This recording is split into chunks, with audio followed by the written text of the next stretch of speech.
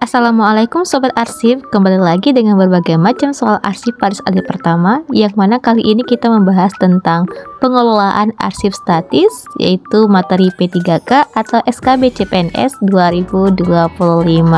Oke, langsung saja kita ke soal yang pertama.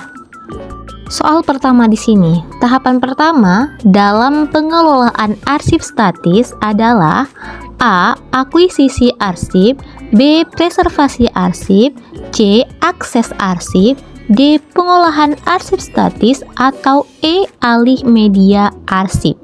Oke, untuk jawaban yang pertama ini, tahapan pertama dalam pengelolaan arsip adalah A ya teman-teman, akuisisi arsip statis.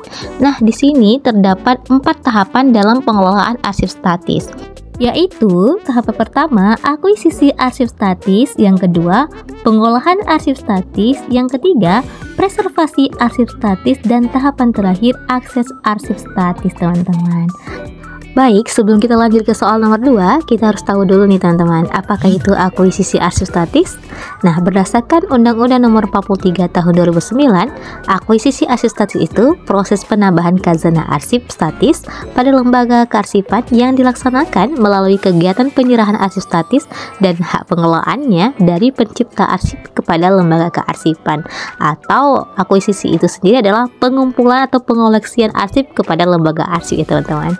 Kemudian setiap arsip statis yang akan diakuisisi ini merupakan tanggung jawab lembaga kearsipan dan pencipta arsip teman-teman. Jadi sudah tahu kan apa itu akuisisi arsip statis? Oke, baik, kita lanjut ke soal nomor 2 teman-teman.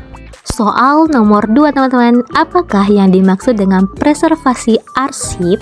Apakah itu A. Proses penciptaan arsip, B. Proses pengumpulan arsip, C. Proses pemeliharaan dan pelestarian arsip agar tetap aman dan awet, atau D. Proses pemusnahan arsip.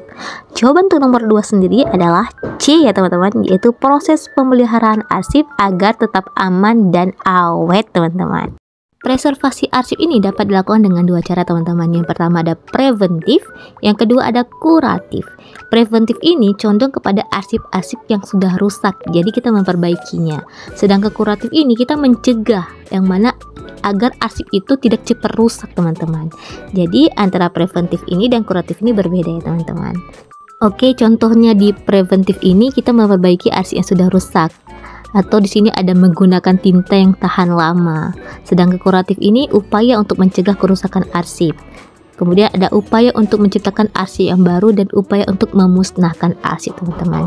Jadi 2 cara ini sedikit berbeda ya teman-teman. Oke, sudah beres di sini. Mari kita lanjut lagi ke soal nomor 3. Lanjut soal nomor 3. Apa yang harus kita lakukan jika kita mendapatkan arsip yang rusak? Apakah itu A.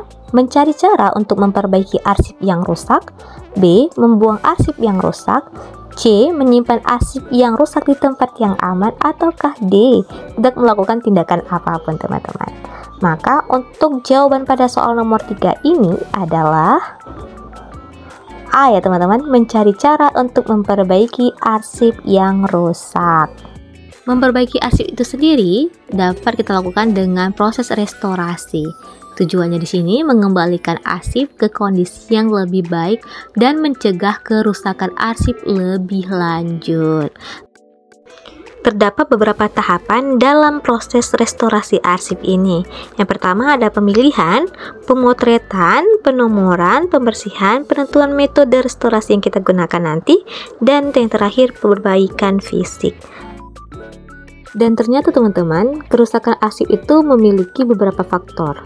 Yang pertama itu ada faktor dari kelembaban, suhu, cahaya, hama, dan juga faktor kimiawi seperti asam dalam kertas yang dapat mempercepat kerusakan. Dan bisa juga ini dari faktor manusianya sendiri ya teman-teman, seperti tidak menjaga arsip itu dengan lebih aman. Oke, sudah paham sampai di sini? Mari kita lanjut lagi ke soal selanjutnya. Soal nomor 4. Siapa yang berhak melakukan autentikasi arsip statis? Apakah itu masyarakat, atau unit pengolah, atau panitia penilai arsip? Ataukah yang terakhir di sini ada lembaga kearsipan? Nah, untuk jawaban pada soal nomor 4 ini adalah D ya teman-teman, lembaga kearsipan. Lanjut pada soal nomor 5. Di bawah ini yang bukan merupakan sarana dalam pengelolaan arsip statis adalah, apakah itu A. Quiet arsip, B. Central file, C. Inventaris arsip, ataukah D. Daftar arsip statis? Maka untuk jawaban nomor 5 ini adalah B ya teman-teman, Central file. Central file ini sendiri adalah sarana dalam pengelolaan arsip dinamis teman-teman. Sedangkan yang lainnya adalah sarana pengelolaan arsip statis teman-teman. Nah, di sini terdapat beberapa gambar. Yang pertama ada gambar guide teman-teman. Guide ini seperti sekat pemilahan arsip. Yang kedua ada daftar arsip statis, yang mana ini kertas tulisan di dalamnya itu seperti kode klasifikasi, jenis arsip, dan sebagainya. Kemudian gambar yang terakhir ini ada formulir tentang inventaris arsip itu sendiri teman-teman. Oke, sampai di sini pembahasan kita tentang pengelolaan arsip statis hari ini. Maka kita sudahi. Terima kasih sudah menyimak sampai akhir. Semoga teman-teman sukses dan bisa paham apa yang sudah saya jelaskan di sini. Untuk mendukung channel ini, jangan lupa untuk subscribe, share, dan like video ini. Terima kasih, sampai jumpa di next video. Assalamualaikum warahmatullahi wabarakatuh.